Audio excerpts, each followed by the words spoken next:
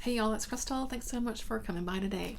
So I thought I'd do just a little book chat because I just finished recently The Edible Woman by Margaret Atwood and really loved it.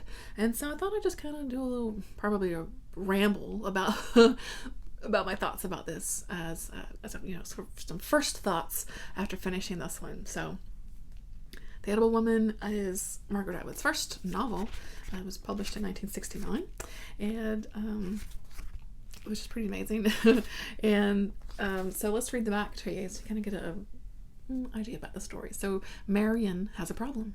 A willing member of the consumer society in which she lives, she suddenly finds herself identifying with the things being consumed. She can cope with her tiny-minded fiancé, Peter, who likes shooting rabbits. She can cope with her job in market research and the antics of her roommate. She can even cope with Duncan, a graduate student who seems to prefer laundromats to women. But not being able to eat is a different matter. Steak was the first to go, and then lamb, pork, and the rest. Next came her incapacity to face an egg. Vegetables were the final straw. But Marion has her reasons, and what happens next provides an unusual solution. Witty, subversive, hilarious, The Edible Woman is dazzling and utterly original, and the book that introduced Atwood as a consummate observer of the ironies and absurdities of modern life. And I feel that that last line there is actually pretty nail on the head, a description of this book. Observer of the ironies and absurdities of modern life, because I feel like this is what this book is about, honestly. It's just through the eyes of this woman named Marion. So Marion is a 20-something-year-old. She's out of college, and she's just kind of doing her day-to-day life. She gets up, she has her breakfast, she goes to work, she rides the bus. She works at a kind of one of those places that does like surveys. So they'll send out surveys throughout the country on like applesauce and rate your feelings about this applesauce, or did you like this commercial? How did this commercial make you feel? That kind of thing. So that's kind of the job that she has, and she works with a lot of other women, and she does that for work. She'll go to lunch, she comes home, she has a roommate that she lives with in a little apartment. She has Peter, who's her boyfriend. Maybe they'll go out to dinner, and maybe they'll have sex, but she always just comes home and then rinse and repeat, right? The day is the same. Like that's her life. And it is very much observations of that day-to-day life that are so wonderful in here, actually. And as I was first starting this book, I was kind of like, what's going on? Wait a minute, what's going on here? What is this book about? I was just kind of like, wait a minute here. And I think so. Along the way, Marion, like I said, she has a roommate named Ainsley, who is kind of a bit different than Marion. Ainsley doesn't really want the whole get married and have kids kind of thing. She is just not interested in that. She just kind of wants to go her own way. So I think that challenges Marion a little bit also. And she does run across this guy named Duncan at a laundromat one day, who he's a grad student of like a English. I think it was English, like creative writing or something like that. And this guy is weird. He's kind of a weird guy, and but they kind of had this connection through this, meeting at the laundromat and just having kind of strange conversations of their own day-to-day life, and they go on a journey together all throughout the book, I'll say.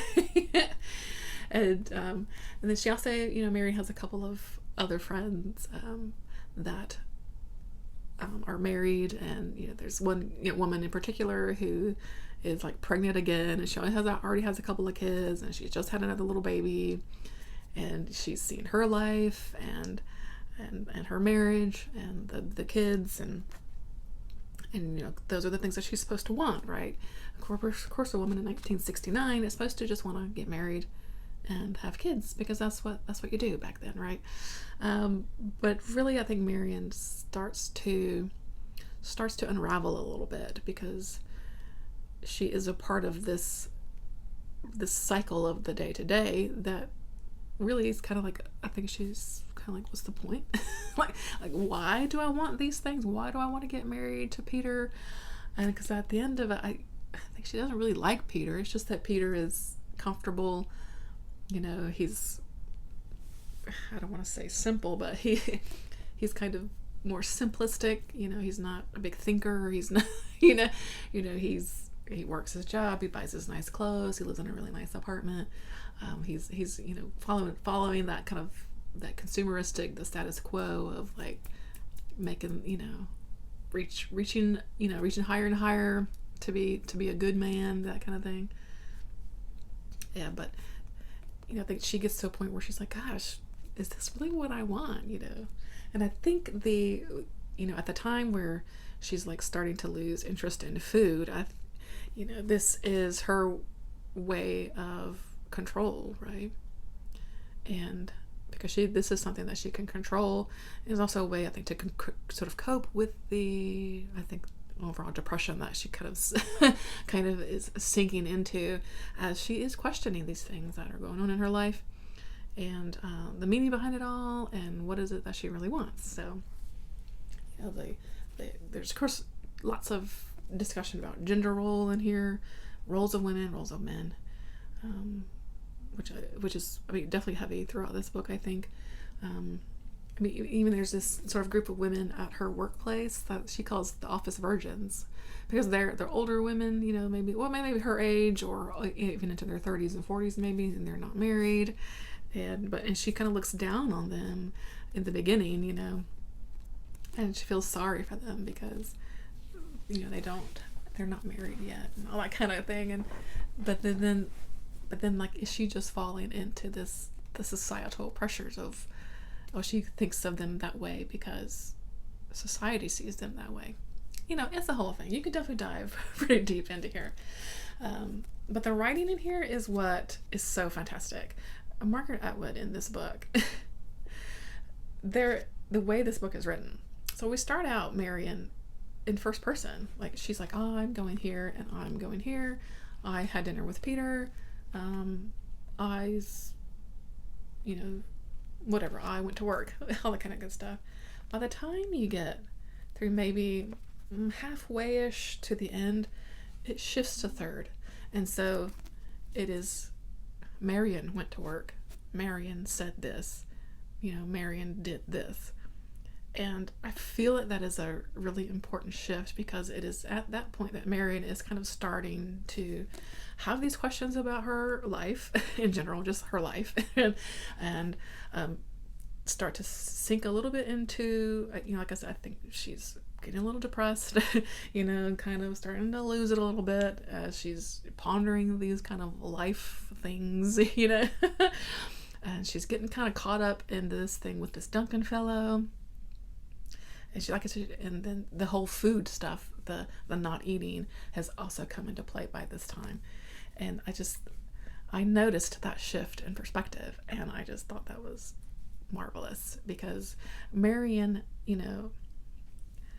there's a sense of removal of the personality, of the personal, right, for Marion, as we've shifted into that different perspective, and we become more of an observer of Marion, as opposed to Marion telling us a story. And I thought that was flippin' brilliant, first of all. And even how things are described from like the first part of the book to the ending, the words, just the words that Margaret Atwood uses would blow my mind. And so I would like read a paragraph and I would just be, Margaret, how did you do that? Anyway, so I don't even know what else to say about it other than I just flippin' loved it. I think there's definitely, again, commentary on women's roles, and also mental health in general. When you fall into these things of like what you're supposed to do, and they there's pressure there, of course, and women are supposed to behave a certain way, look a certain way, all this kind of stuff. There's a lot in here about wearing a girdle. Wearing girdles back then in that time period was still, I think, pretty much the norm. And even though like she was a thin woman, and she obviously was beginning to start to lose weight because she wasn't eating, and she still would like put a girdle on because that was what was expected of her. How bizarre, right? I don't know. Very strange. yeah, societal roles, gender roles, the woman's place. Yeah, all of that is in here, but just so marvelously crafted through a language in here that wow, it just blew me away. So I feel like I've probably rambled a little bit too much, but those are my kind of initial thoughts in here. I just thought it was fantastic. It really is observations of the mundane throughout here. As we are getting to know Marion in the beginning, her life is very simple. And one would say boring, really, but like, is everybody's life kind of boring? Probably so. But we just have these observations, and what I love about Margaret Atwood is how she writes these observations. She'll write a paragraph about something so simple, and it just knocked me off my feet. So, tell me, should I let's see. Let me find maybe some quotes here. There would just be how she would write some, like this line here. So this is Marion. She carries a cardboard box as she walks towards the house across the slippery road, balancing her head on her neck as though she was a juggler with a fragile golden bubble. Yeah, good stuff. Really, really good stuff. This guy Duncan is so weird. So how about this paragraph here, and then we'll end it. She was watching her own hands and the peeler and the curl of crisp orange skin. She became aware of the carrot. It's a root, she thought. It grows in the ground and sends up leaves. And then they come along and dig it up. Maybe it even makes a sound, a scream too low for us to hear, but it doesn't die right away. It keeps on living. Right now, it's still alive. She thought she felt it twist in her hands. She dropped it on the table. Oh no, she said, almost crying. Not this too. So that's when she can't eat carrots anymore. That's just how she writes in this book. It's just so flippin' good. It's just so good. Why is it so good? I love this line too. So I'm finally going mad, she thought, like everybody else. What a nuisance. Though I suppose it will be a change. I love Marion. I absolutely love Marion. So I rambled about this book. I don't know. Let me know if you read this. Let me know some of your thoughts about it. I'd love to know. Or if you want to dig into this now after I kind of jumbly ramble about it. But I loved it. I loved this book, and so glad to have finally read it, and can't wait to read more Margaret Atwood this year. So yeah, that's it. Thanks for stopping by. I appreciate your time. I always appreciate your time. And until next time, bye friends.